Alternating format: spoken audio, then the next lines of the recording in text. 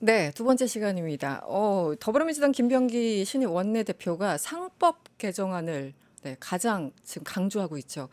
심도 있게 그 고민을 하겠지만 빨리빨리 처리하겠다 이런 얘기도 했고, 이 상법 개정안을 민생 법안이라고 얘기했습니다. 보통 경제 법안 이렇게 얘기를 하는데 민생 법안이라고 아예 성격 규정을 했습니다. 그래서 이게 어떤 법이길래 그동안 그렇게 시끄러웠는지, 왜 그동안 진행이 안 됐는지 자세하게 알기 위해서 최이배 전 의원과 함께 이야기 나눠보겠습니다. 의원님 어서 오세요. 예, 안녕하세요. 네, 오랜만에 뵙습니다. 네, 저도 방송 출연 몇 년 만에 하는 것 같습니다. 좀 젊어지신 것 같은데요. 몇 년 안 본 사이에 더 젊어지셨네요. 네. 사실 이 상법 개정안은 우리가 좀 머리가 아프잖아요. 일단 네. 내용들도 많고 좀 복잡하고 네, 그래서 하나하나 계속 좀 설명을 들어야지만 이게 왜 중요한지를 네. 이해할 수 있을 것 같아요. 일단 이제 모든 헤드라인 그동안 언론에서 나온 거 보면은 지난 4월에 불결됐던 상법 개정안보다 이번에 새로 이제 발의하는 것들이 훨씬 더 강력해졌다.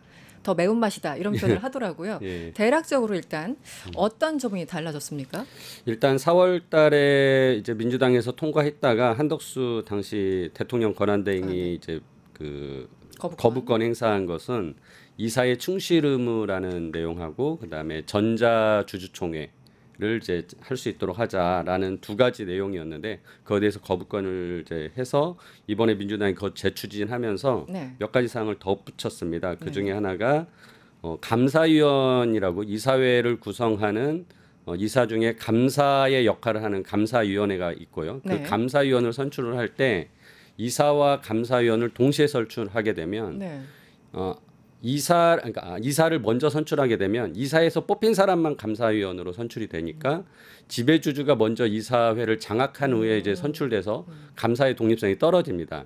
그래서 감사위원과 이사를 한꺼번에 이제 그 동시에 선출하면 이때는 이제 감사위원을 선출할 때 적용받는 최대 주주 및 특수관계인의 의결권 제한 3%까지만 의결권을 행사할 수 있게 되는 것을 적용받기 때문에 그때는 독립적인 이사를 선임할 수 있습니다. 감사위원을. 그래서 이제 이거를 추진하자라는 것이 추가로 들어갔고요.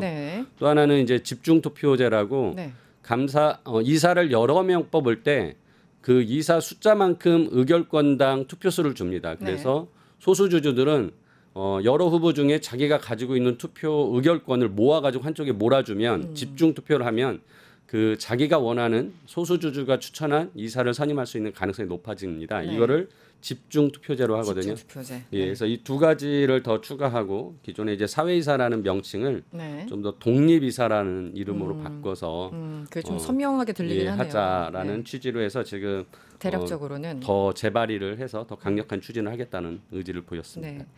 사실 이런 논의가 계속 있었잖아요. 뭐 문재인 정부 때도 얘기 있었던 것 같고. 그런데 최근에 와서 어떤 뭐 급물살을 탔다 뭐 이렇게 표현해야 됩니까? 아니면은 계속 시도하다 실패하고 이렇게 약간 그 단계가 있잖아요. 어떤 법안을 추진하는 데 있어서 맞습니다. 어떤 흐름이 있었나요, 과거에? 한 번의 계기가 있었습니다. 2022년에 LG 에너지 솔루션이라는 회사가 상장을 하게 됐는데요. 원래 LG 화학에 있던 하나의 사업부였는데 2차 전지를 만들고 있습니다.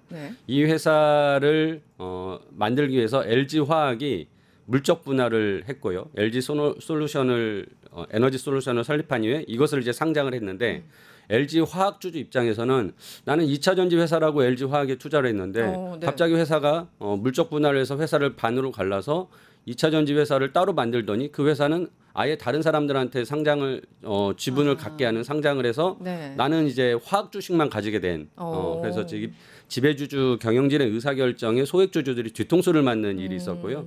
이게 이제 지난 22년 대선 당시에도 굉장히 이제 시장의 화두였고 그래서 이거를 개선하기 위해서 상법 개정이 더 강력하게 필요하다라는 이제 요구가 있었고 어떻게 보면 20년도에 공정경제 3법이라고 그때 일부 상법이 이제 개정이 됐었는데요. 그것으로는 너무 부족하다라는 내용이 이제 어떻게 보면 시장의 분노가 폭발하면서 더 강력한 요구가 생긴 것 같습니다. 그런 특정한 사건들이 이제 폭발력을 가지고 이 법안을 신속하게 처리하도록 하는 추동력이 됐군요. 일종의 기억이 납니다. 약간 그 집안에 도둑 든 느낌이었겠어요. 그 주주들 입장에서는 갖고 있었는데 갑자기 이게 뭐야 이렇게 되는. 이 상법 개정안에 대해서 워낙 특히 이제 경제지들은 역시 이제 재계 입장을 반영하는 논조들이 많기 때문에 좀 헷갈릴 수 있는데 어쨌든 법안을 추진하기 위해서는 국민들을 설득하는 작업이 필요한 거잖아요. 이 상법 개정안이 왜 민생 법안인지 그리고 이 상법 개정안을 통과시키면 주가가 확 솟아날 거라고 기대하시는 분들이 많은데 왜 그런지를 좀 쉽게 설명해 주시면 어떨까요? 일단 우리나라가 주식 시장이 완전히 패러다임이 바뀌었습니다. 그러니까 이제 코로나 시대를 맞이하면서 굉장히 주식 붐이 이제 일어나고 그때 많은 투자자들이 한국 주식에 투자를 했다가 아까 말씀드린 LG 에너지 솔루션 같은 그런 대주주 지배주주들이 소액주주를 뒤통수 치는 일들이 좀 빈번히 발생을 하게 되면서 국내 시장의 주식 시장에서 투자하는 거는 손해다. 미국 시장으로 가자. 그러면서 이제 국장을 포기하고 미장으로 간다라는 이제 얘기 지능수입니다. 뭐 네, 맞습니다. 그래서 이제 엄청난 우리 주식 투자하시는 분들이 미국 외국 시장까지 투자를 할 만큼 주식 시장에 대한 관심도 많고 그만큼 공부하면서 투자를 하시기 때문에 이런 제도에 대한 것에 대해서도 굉장히 이제 많이 알게 되시고 민감해진 거죠. 이런 상황에서 이제 국내 시장에 대한 매력도가 떨어진 거죠. 근데 이 매력도가 떨어진 것이 왜 그러냐? 소위 말하는 코리아 디스카운트라고 하는 건데 우리나라는 지정학적으로 이제 전쟁의 위협이 있는 나라다라고 이제 보는 외국의 시각이 있기 때문에 일단 한번 디스카운트를 합니다. 근데 또 한국은 지배주주가 되게 후진적이야. 그래서 아무리 투자를 좋은 회사라고 투자했다가 갑자기 느닷없이 이상한 사건으로 뒤통수를 맞는 일이 발생해라는 거가 또 하나의 이제 중요한 지배구조, 후진적인 지배구조로 인한 디스카운트 요소입니다. 그래서 이 두 가지의 디스카운트 요소 중에 뭐 지정학적인 위험은 뭐 당장 우리가 고칠 수는 없겠지만 물론 정부도 지금 노력하고 있겠습니다만 이 코리아 디스카운트 중에 지배구조의 문제는 상법 등의 제도 개선을 통해서 바로 바꿀 수 있고 이러한 그 개선을 통해서 많은 투자자들, 국내 투자자뿐만 아니라 외국인 투자자들도 한국의 시장에 대한 신뢰성이 높아지고 이건 결국 기업의 그 경쟁력 강화의 요인이 되는 거죠. 그래서 이게 되면은 기업 가치도 올라가고 주식 시장도 올라가고 더 많은 주식이 그러니까 주식의 가치가 올라가니까 이제 경영자 입장에서도 기업 가치가 올라서 주식이 많이 올라가면 경영권을 위협당할 일이 없습니다.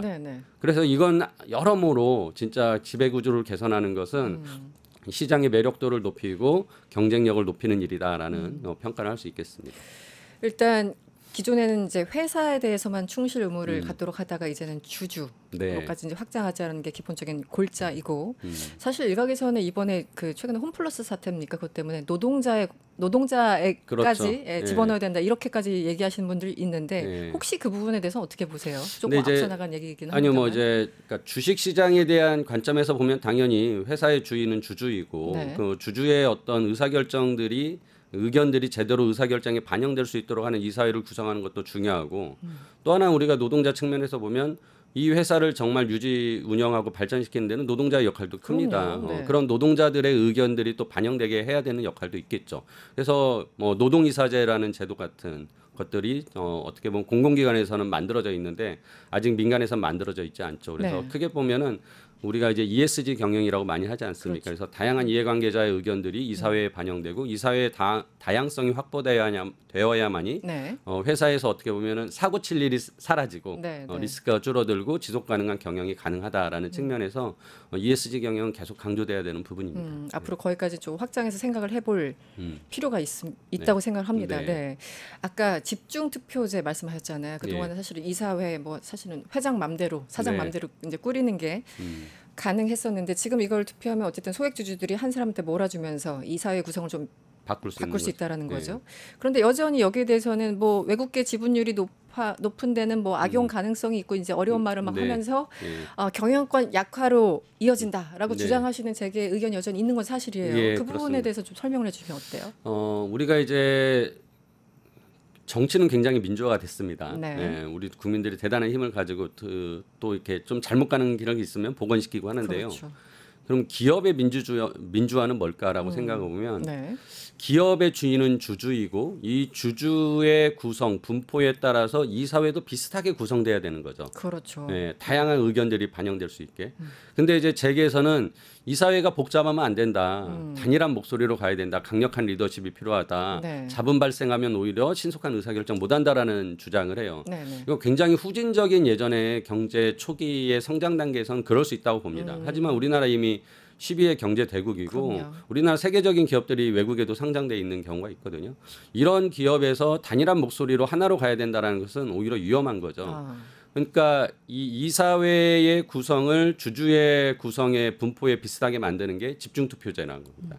즉 한 명이 전행적인 의사결정을 하는 것이 아니라 다양한 의견을 가진 이사회가 구성이 돼서 그 안에서 좀 더 숙고해서 의사결정을 하고 그것을 경영진이 집행하는 역할을 하게 만드는 것이 어떻게 보면 기업 내의 민주화라고 할 수 있고 집중투표제는 그런 제도 중에 하나입니다. 그리고 지배구조 앞서 말씀드렸지만 좋은 지배구조는 결국 그렇게 이사회 그러니까 주주와 이사회 경영진 또 그걸 감시하는 감사위원회나 네. 감사조직까지 이 모든 게 균형과 견제 속에서 이루어져야 됩니다. 네, 네. 근데 지금까지는 너무 우리나라는 재벌 총수나 지배주주 중심의 1인이 자기가 소유하고 경영하고 이사회 감사까지 자기 마음에 드는 사람으로 뽑다 보니까 네. 그런 균형과 견제가 없었던 거죠. 그래서 집중투표제는 그런 균형과 견제를 만드는 과정이다라고 생각하시면 되겠습니다. 네.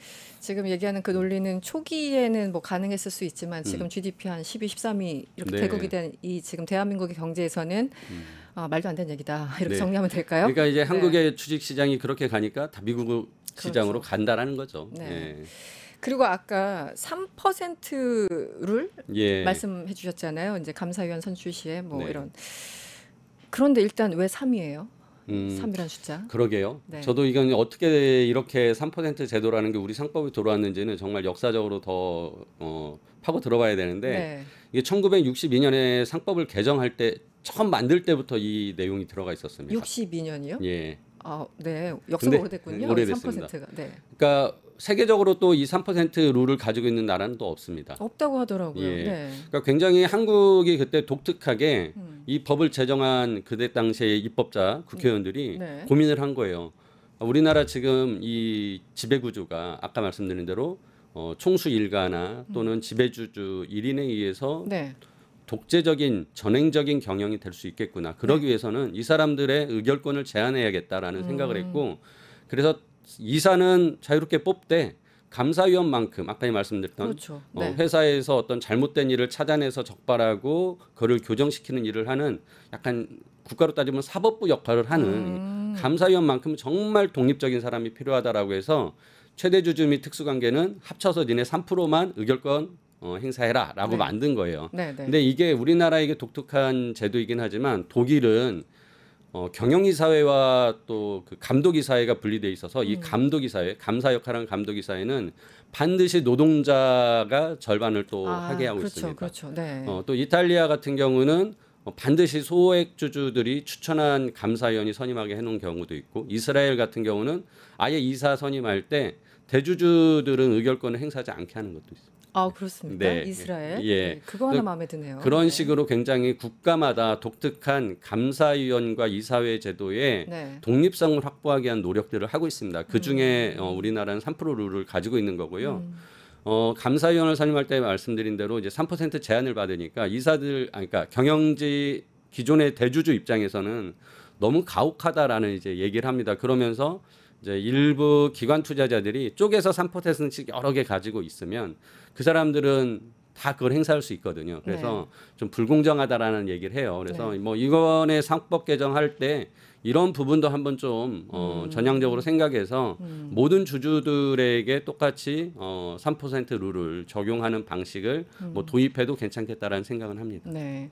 어찌됐든 3%라는 건 우리나라만이 갖고 있는 좀 특수한 숫자이긴 하네요. 네, 그 네. 약간 제도라고 할까요? 알겠습니다. 이재명 대통령이 당선되자마자 지금 전국을 다 다니고 계세요. 네. 지금 다시 캠페인하는 줄 알았어요. 경제 행보를 계속하고 있다가 갑자기 또 이제 안보 챙기시고 예. 수혜 챙기시고 뭐 정말 그 효능감을 느끼는 요즘입니다. 그런데 가장 귀 번뜩하고 너무 듣고 싶었던 얘기, 원 스트라이크 아웃 제도. 네. 주식시장에서 장난치면 패가 망신한다는 걸 보여주겠다. 아, 저 이 문장 너무 기다렸는데 네. 대통령이 얘기를 하셨죠. 어떻게 보셨습니까? 뭐 속 시원하죠. 네. 그러니까 우리나라 자본시장이 아까 말씀드렸던 지배주주가 이렇게 소액주주들의 뒤통수를 치는 행위들, 뭐 지배주주만 사익 추구를 하고 네. 또 소수주주의 이익을 어떻게 보면 뺏어가는 그런 행위들이 만연해 있었고 네. 이제 그거는 기업 경영에 관한 얘기라면 이 주식시장에서 정말 소위 말하는 작전 세력이라고 하는 장난을 치는 사람들이 여전히 많다라는 거예요. 특히나 뭐 큰 기업 같은 경우는 규모가 크니까 못하겠지만 뭐 저쪽 이제 코스닥 시장이나 가거나 시총이 낮은 그런 회사 같은 경우 특히나 또 회사가 어떤 그 지금 경영이 안 좋아서 뭐 구조조정을 해야 된다거나 그런 위기 상황일 때는 네. 더더욱이 이런 작전 세력들이 들어가서 잘못된 정보를 이제 퍼뜨리고 소문으로 주가를 띄우고 팔고 나가는 식의 뭐 그런 행위들을 여전히 하고 있고 네. 이런 것들을 적발하기 위해서 우리나라 증권거래소나 금융감독원이 굉장히 열심히 일을 하고 있습니다. 하지만 인력이 부족해서 이것들을 다 바로바로 찾아내고 신속하게 막질 못해요. 찾아내도 이거 뭐 문제 제기하고 그러니까 조사해서 문제 제기해서 뭐 판결 내서 한다는 게 뭐 1, 2년 걸립니다. 네. 근데 이미 주가 조작 세력은 네. 하루 이틀이면 모든 일이 끝나는 다 거거든요. 털고 나간 그러니까요. 이후에. 네. 그렇기 때문에 굉장히 이제 신속하게 하기 위해서 인력도 보강하라는 대통령의 메시지까지 있었습니다. 그런 측면에서 대통령이 굉장히 이제 본의지를 잘 꿰뚫고 이 네. 문제를 해결하기 위한 의지를 명확하게 보여주셨다라는 생각이 들고 우리나라 시장의 어떤 그 신뢰도를 굉장히 높일 수 있는 중요한 정책을 말씀하셨다고 생각합니다. 네. 그리고 또 이런 얘기를 했습니다. 이재명 대통령 주식을 부동산 버금가는 투자 수단으로 만들겠다. 네. 그러니까 지금 이 얘기를 많이 하세요. 경제 전문가들 이제 매체를 보면은 사실은 주식 정책이 부동산 정책이야. 왜냐면 서로 이 자금이 사실 어디로 쏠리느냐 이런 맞습니다. 거지 않습니까? 그래서 뭐 상법 개정안도 그렇고 이제 여러 가지 조치들이 결국은 부동산에 지나치게 쏠려 있는 이 자금들을 주식으로 좀 이동시켜서 뭔가 조금 해칭하는 그런 느낌이 있는데 네. 여기에 대해서 동의를 하시나요? 어떻습니까? 제가 2016년 국회의원 처음 돼서 네. 이 얘기를 했었습니다. 이 원조가 최이배 의원님이신가요? 물론 네. 뭐 똑같은 철학을 뭐 가지고 같이 계셔서 계시죠. 그런 얘기를 하셨다는 생각이 네. 드는데요. 그러니까 우리나라의 주식 시장이 어떻게 보면 푼돈으로 투자할 수 있죠. 작은 돈으로 예금도 뭐 몇만 원부터 시작을 할 수 그렇죠. 있잖아요. 네. 근데 부동산 시장 가려면은 막 몇억 맞아요. 단위가 필요하잖아요.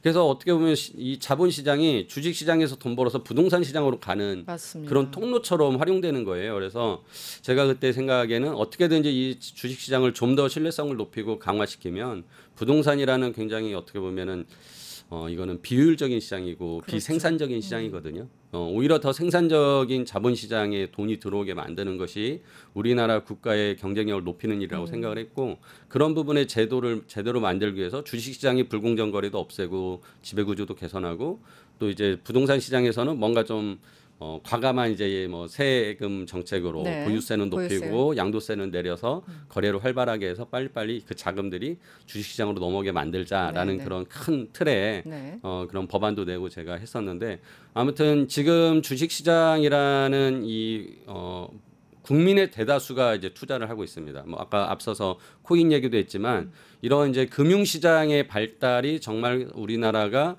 제3, 제4의 도약을 할 수 있는 경제 도약을 할 수 있는 네. 기회가 될 것이라고 생각하고요. 네. 그런 측면에서 굉장히 좋은 정책 방향을 제시했다고 생각합니다. 네. 최희배 전 의원님께서는 우리 코스피 5천 가야 되는데 네. 언제쯤 갈까요? 좀 예측을. 네, 뭐 희망을 가지고 우리가 주식시장을 바라보는 건 맞는데요. 네. 상법 개정된다고 이게 갑자기 이제 그렇게 갈 수 있는 건 아니죠. 그러니까 그렇죠. 가장 중요한 건 네. 기업의 펀더멘털, 기초 네. 체력이고 얼마나 성장할 수 있느냐인데요.